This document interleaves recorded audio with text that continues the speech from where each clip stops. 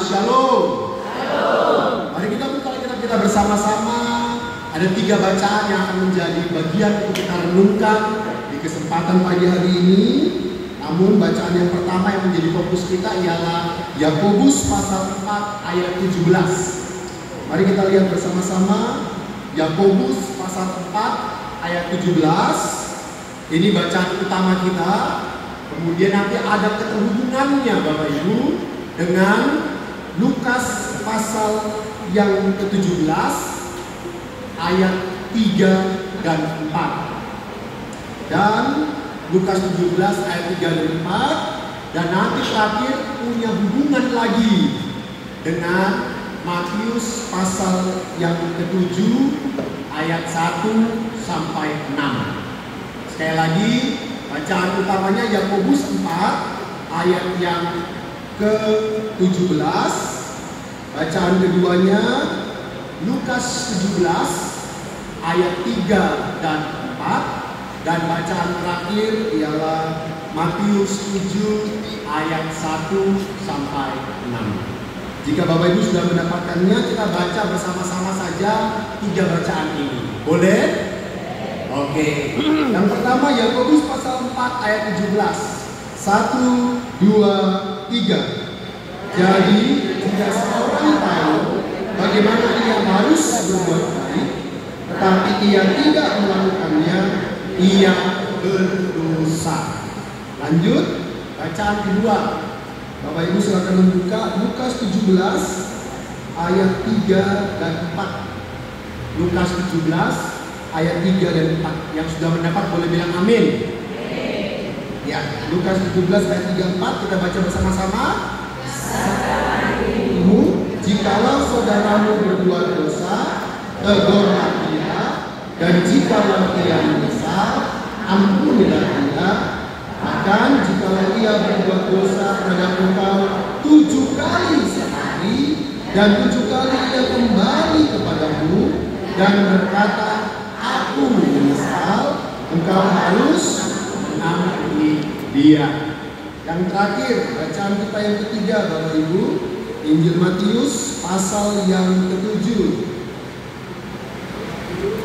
Pasal 7 ayat 1 sampai ayat yang ke-5.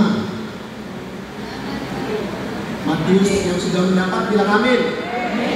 Oke, kita baca 1, 2, 3. Jangan kamu menghakimi supaya kamu tidak diyakini. Karena dengan penghakiman yang kamu pakai untuk menghakimi, kamu akan diyakini, dan ukuran yang kamu pakai untuk mengukur akan diukurkan kepadamu. Mengapakah engkau melihat selumbar di mata saudaramu, sedangkan balok di dalam matamu tidak engkau ketahui? Bagaimanakah engkau dapat berkata kepada saudaramu, biarlah aku mengeluarkan selumbar itu dari matamu, padahal ada balok di dalam matamu? Hai orang munafik, keluarkanlah dahulu balok dari matamu, maka engkau akan melihat dengan jelas untuk mengeluarkan selumbar itu dari mata saudaramu. Amin. Sampai demikian pembacaan firman yang disebut berbahagialah mereka yang merenungkan firman Tuhan dan yang memeliharanya. Saya menyapa kita sekali lagi, Shalom. Saya yakin Bapak Ibu kita semua dalam keadaan sehat. Amin. Bacaan firman Tuhan ini menjadi menarik kalau kita merenungkan dalam konteks hari ini. Kenapa? Tadi kita sudah dengar ada firman yang katakan kalau kamu tahu berbuat baik, kamu tidak melakukannya, maka kamu berdosa. Ada firman juga yang bilang kalau kamu tahu saudaramu itu buat salah, kamu harus tegur supaya dia bisa bertobat. Tapi masalahnya ada firman juga yang bilang jangan kamu saling menghakimi. Pertanyaannya, Pak Pendeta, macam mananya yang harus kami lakukan? Hari ini Bapak Ibu Saudaraku, kita harus mengakui kita hidup di dunia yang namanya serba relatif. Apa itu dunia yang serba relatif? Dunia di mana seolah-olah kebenaran itu tidak ada yang absolut atau mutlak. Semua bergantung perspektif masing-masing. Kalau saya bilang benar, yaitu benar menurut saya. Tidak peduli orang bilang salah, tidak peduli orang bilang apapun, yang penting benar menurut saya. Akibatnya apa Bapak Ibu? Akibatnya begini, hari ini orang takut berkata kebenaran. Karena mereka pikir, jangan-jangan itu kebenaran menurut saya saja, bukan kebenaran umum. Padahal Bapak Ibu, kalau kita orang Kristen, kita harus yakin dan percaya di tengah dunia ini tetap ada kebenaran absolut. Amin. Apa kebenaran yang mutlak itu? Ini dia, firman Tuhan. Maka kalau kamu tanya sama saya, Bapak Ibu tanya sama saya, Pak, apa tolak ukur hidup orang Kristen? Jawabannya apa? Firman. Bukan kata siapa, bukan kata pendeta bahkan, tapi apa kata? Firman. Kenapa pendeta begitu? Karena seorang yang belajar firman Tuhan, dia bukan sedang menguasai firman, bukan. Tapi seharusnya hidupnya dikuasai oleh firman. Kalau orang dikuasai firman, pasti rendah hati, pasti mau menerima masukan, pasti mau memberitakan kebenaran tanpa punya maksud yang lain. Karena apa? Firman yang menguasai hati dan pikiran. Nah, sekarang saya ajak kita lihat renungan kita di Yakobus pasal 4 ayat 17. Firman Tuhan katakan dengan tegas, jadi jika seorang tahu bagaimana ia harus berbuat baik, tapi ia tidak melakukannya, maka ia berdosa. Bapak Ibu, coba jujur sekarang. Mana lebih sering? Kalau kamu atau kalian lihat anak, cucu, menantu salah, mana lebih sering?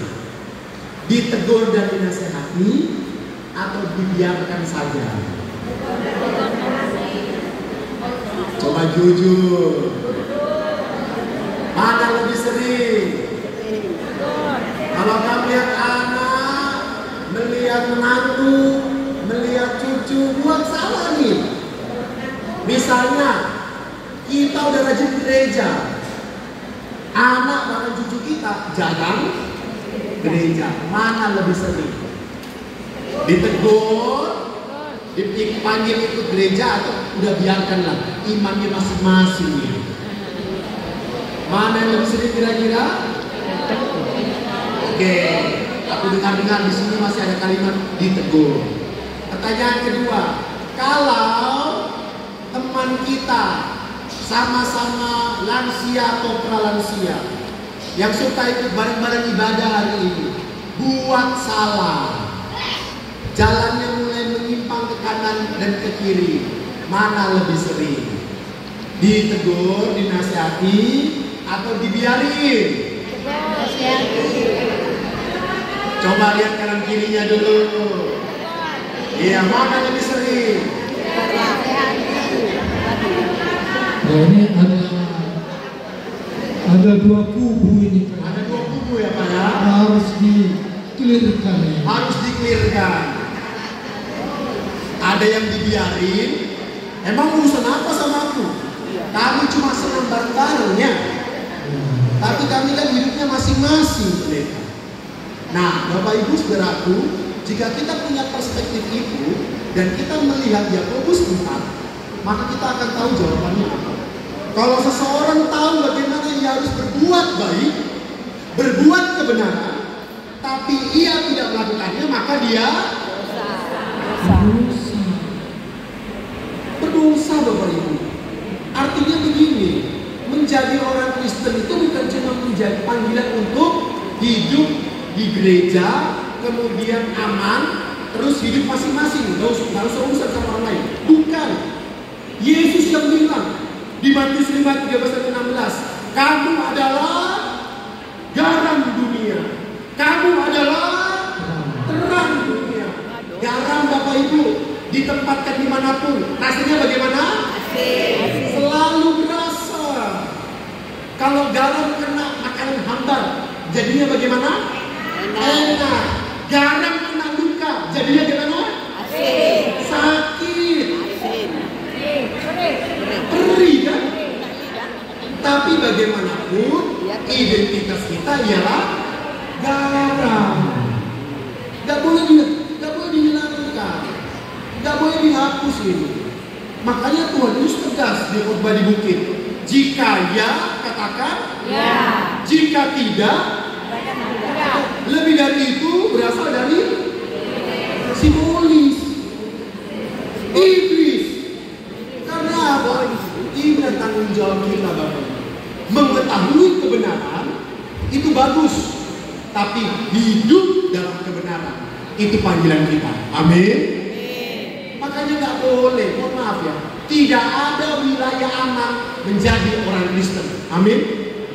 Kita ikut Tuhan, konsekuensinya satu. Apa itu? Sangkal diri, pikul salib, ikut Yesus. Makanya Bapak Ibu Saudara, saya harus katakan ini dengan tegas. Sebagai orang Kristen, kita perlu sekali menyatakan kebenaran sebagaimana kebenaran ada. Tidak perlu dimanipulasi. Katakan sebagaimana yang ada. Cuma menjadi masalah begini. Mulai ada yang mikir, Pak, tapi kalau aku lantang kali ngomong, nanti dibilang aku menghakimi orang lain. Betul? Kalau aku lantang kali ngomong, Pak, nanti dibilang aku sok suci. Padahal mereka juga tahu hidupku nggak benar. Betul? Nah, bagaimana menyelesaikan ini? Bapak Ibu Saudaraku, di Matius 7, konteks penghakiman itu ada di ayat yang kelima. Saya baca untuk kita semua ya, supaya kamu tahu. Bapak Ibu bisa lihat Matius pasal 7 ayat yang kelima. Jadi konteksnya itu penting. Ayat kelima dikatakan begini: hai orang munafik, keluarkan dahulu balok dari matamu, maka kau akan melihat jelas untuk mengeluarkan selumbar dari mata saudara. Konteksnya apa, Pak? Soal penghakiman. Jadi penghakiman di sini konteksnya ialah orang-orang yang munafik. Bapak Ibu tahu munafik? Dari istilah Yunani munafik itu, Bapak Ibu, istilahnya menggunakan istilah yang bagus. Artinya begini, orang-orang yang pakai topeng, ditutupi. Dia tahu kebenaran, tapi dia juga tahu hidupnya juga tidak benar. Muka Nabi, pikiran kotor. Oh iya, Munafik. munafik, Pak, betul. Jadi dia tutupi itu. Sehingga Bapak Ibu, ini cirinya. Orang munafik itu selalu ngomong kesalahan orang, tapi tidak mau menerima koreksi. Makanya Bapak Ibu harus dibedakan. Di Yakobus